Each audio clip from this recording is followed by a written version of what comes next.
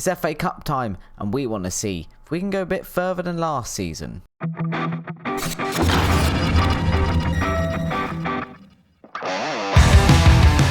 Hello and welcome to episode 19 of Non-League to Legend, where we start in non-league management and attempt to go on and win the Champions League. A few things have happened since you were last with me. We're going to quickly run through those ones. The first one is players leaving the club. So we've had two players that are leaving the club. They've had transfer bids accepted.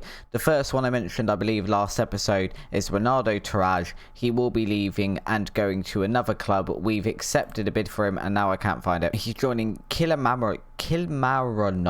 I believe he's going over there for £6,000, which again, we got him on a free last season. So that's some pretty good transfer business. The other one's a bit more of a club icon in Alex Fletcher, but he came and said he would be leaving. He's going to be joining Bradford City, who are actually in the league above us. I think we were getting about 6,000 for him as well. On the inside, however, we've had two players come in to replace them. The first one is Sam Pearson. He's on loan, so he's replacing the Taraj role. He's on loan from Bristol City. He's a very reasonable backup. He's got a lot of potential. He's probably not someone we will use too much, but he is there. And then to replace Fletcher, we've brought in Timmy Abraham. Timmy Abraham, the lesser known brother of Tammy Abraham, currently at Roma. He's a either pressing forward or advanced forward, which is probably what we use him as. But he also is, according to this, better out as a winger. So obviously providing competition there for Hilton as well. For now, though, we are going to go and have our first of two matches that we've got for you today. And that one is against Chesham in the FA Cup. This is the team we are going to be using for that match. We've got Thomas Smith in goal, Alici out on the left of defence, Johnson, Martinez and Clark. Murphy, Owens and Turner in midfield, Morgan out on the left, Hilton out on the right and Thomas up front. We've got quite a lot of time here to rest up players between games. We've got the game against Chesham, the game against Port Vale, which is going to be the second one in the episode, not for another week. So we're not too worried about rotating here. We are worried about going out and getting a win. I've just seen as well, Harry Clark wanted by half of the country, wanted by some big teams there, which hopefully we manage to keep hold of him and it doesn't turn into another Alan or maybe Steve situation where he rides off into the sunset, never to be seen again. As always though guys, if you do enjoy today's episode, then please do hit the like button below. It does really help out the channel. It's very much appreciated. If you haven't already and you want to as well, do just hit the subscribe button. If you hit the notification bell as well, YouTube will let you know every time we upload and you can follow along with this non-league to legend journey. For now though, we're going to play this game against Chesham. Hopefully we go out and get a good result. I think we actually crashed out of the FA Cup in this fourth qualifying round last season to lesser opposition as well. So matches we should be winning, and we didn't really, either season we've spent with Bath City so far, have an FA Cup run. We have obviously won the FA Trophy last season, but the FA Cup itself, not really been feeling it, not been doing very well. So we need to start doing better. Corner here for us and a chance to do exactly that, but it's straight into the goalkeeper's hands. I was about to say Chesham are going to have an opportunity here to launch counter-attack, but it seems like they're not going to go for that option. We're just going to cut the highlight out. And I assume they probably just kicked it all the way up to our defence and we've built from the back, which is quite often what we see happen. We have got a free kick for Chesham here.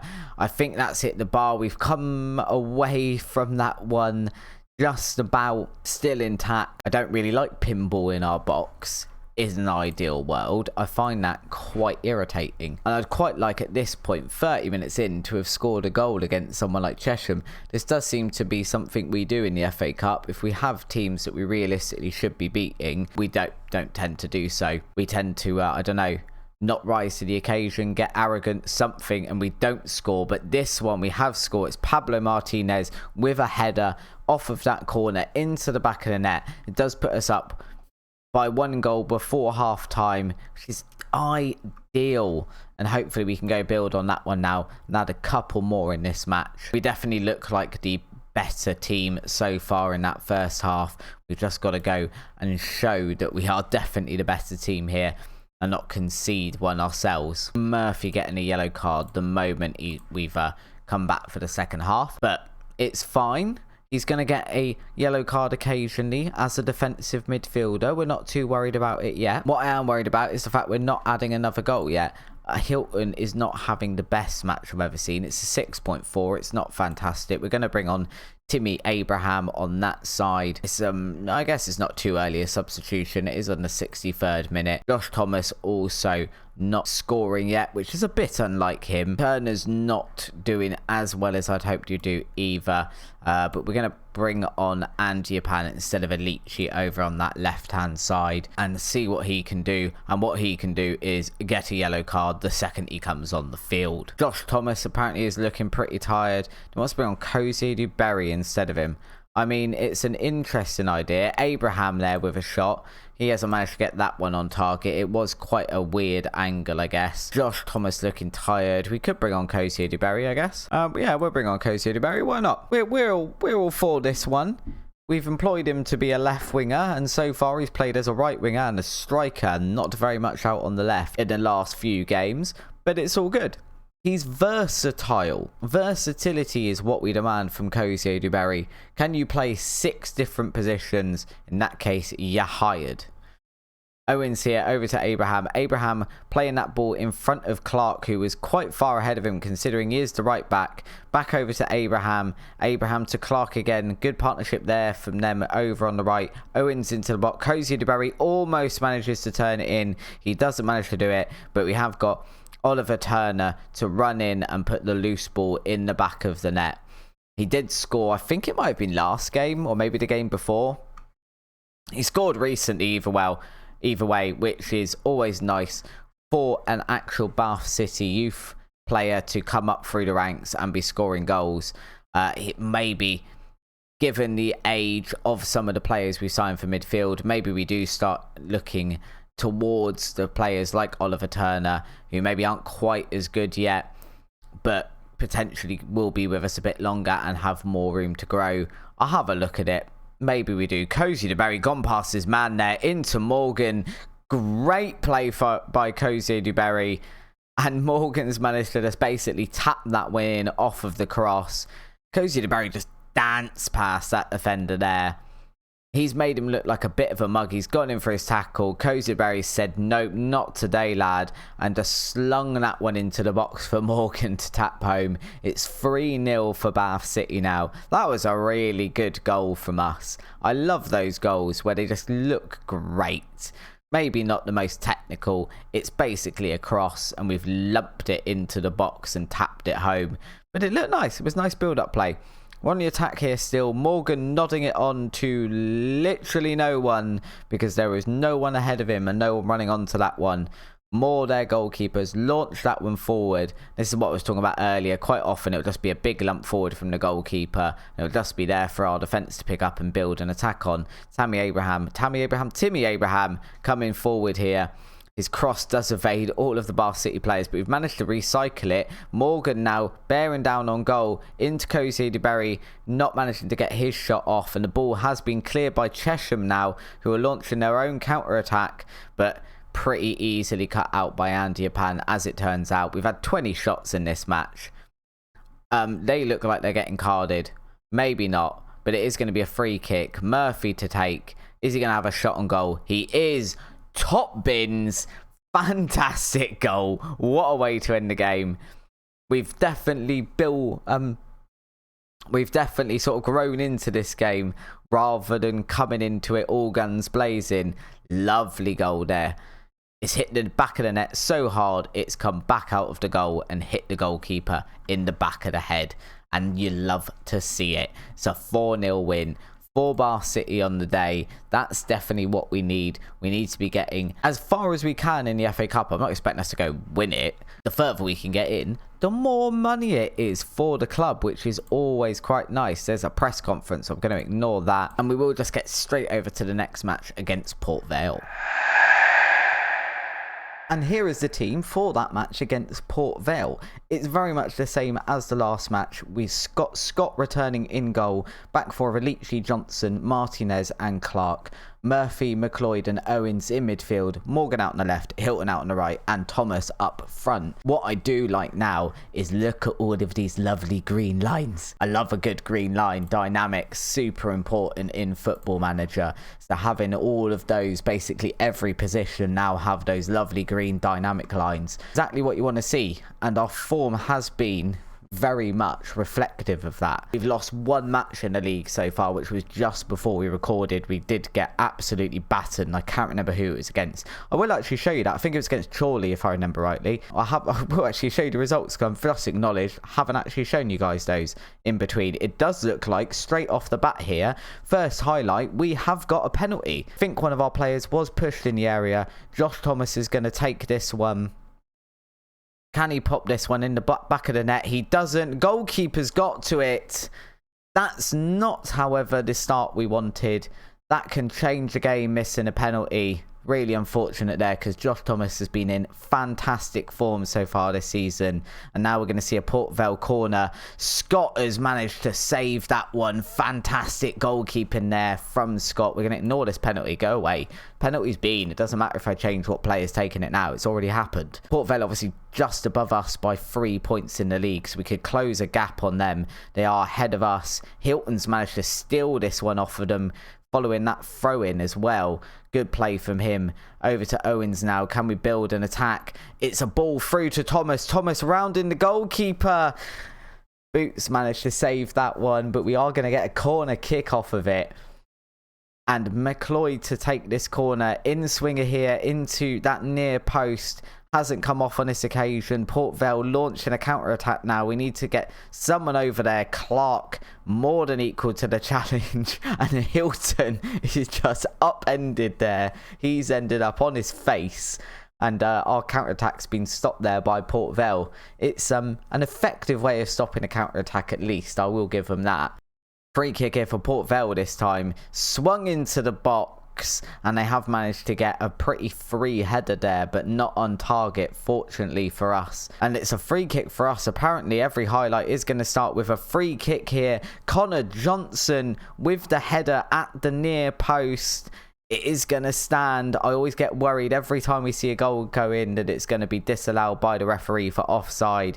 That one though, Johnson, with about 3 or 4 defenders around him, has somehow managed to rise above all of them and just pop that one in at the near post. We are 1-0 up against Port Vale. As it stands, that moves us into 5th place, just behind Port Vale by 1 on goal difference. So if we could manage to win this one by 2 or more goals, then I think that would put us up into 4th place, which is very much solidifying our playoff position, which is what we were trying to do all of last season. For those of you that have watched last season and aren't just joining us, which if you are, fantastic, but have a look back at last season. It was pretty good for a first season in the National League. What we were trying to do was solidify our position in these playoffs early on, and we looked like we were going to do it, and then our form just dropped off a cliff. So I'm very keen to get as many points on the board as early as possible. So if we do have a big slump in form towards the second half of the season like we did last time, we will have a bit of breathing room. Morgan here, through on goal. We haven't managed to do anything with it. He's got a second crack at it. Oh, it's absolutely crashed into the crossbar there. Unlucky there for Morgan, almost managing to put his name on the score sheet as well. I'm very surprised so far this episode we haven't seen a goal from Thomas. Up until this point, he's been putting them in constantly. McLeod, another cross from a free kick into Johnson. We've hit the post again from that one. Really unfortunate.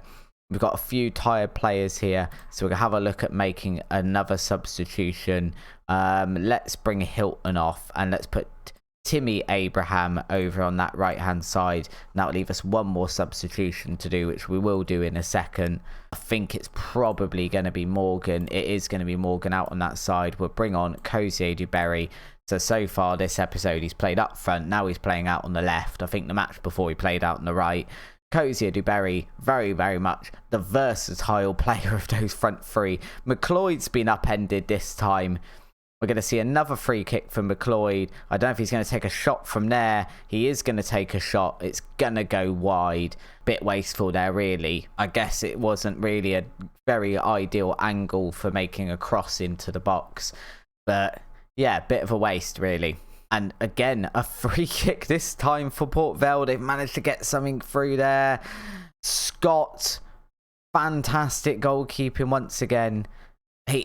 Scott's an annoying one. Sometimes he seems very dodgy, and then other times he'll have a fantastic game where every time you get a highlight, it's him making the save and saving the team. Tammy Abraham managing to fulfill both defensive duties and attacking duties there. As I say that, he does get tackled and absolutely shuns his attacking duties, but it was a good defensive duty, and I thought that was going their way then, but instead actually the Port Vale striker there handballing, and we're coming very close to the end of the match here.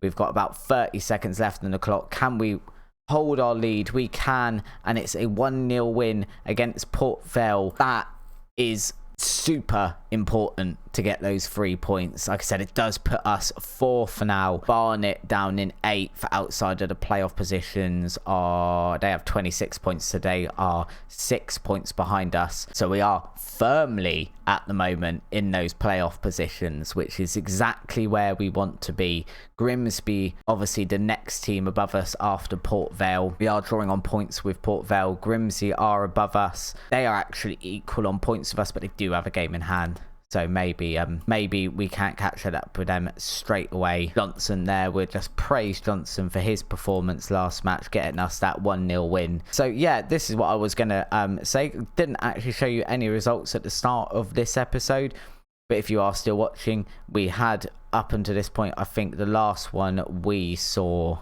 would have been the Weymouth and Aldershot matches.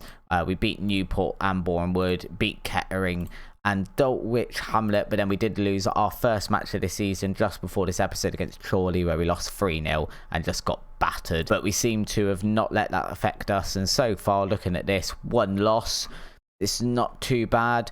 Again, looking forward, Southend is a pretty big game next. Hartlepool, that is assuming that we are still at the club, because in between episodes we have got some clubs that are letting go of their managers, and we could potentially be in for some interviews, and they are all League One clubs, so would definitely be financially beneficial for me as a manager. So we'll see where we are next episode, and I'll give you an update on that. But for now, if you have enjoyed today's episode, please, like I said before, please do hit the like button down below. It does really help out the channel with the YouTube algorithm. It'd be really appreciated. If you haven't already, do subscribe to the channel as well. It's completely free. If you press the notification bell as well, then YouTube will tell you every time we upload anything on the channel. You can follow along with our non-league to leisure journey. Till next time though, guys, thank you very much for watching, and I will see you over on episode 20 of Non-League to Legend.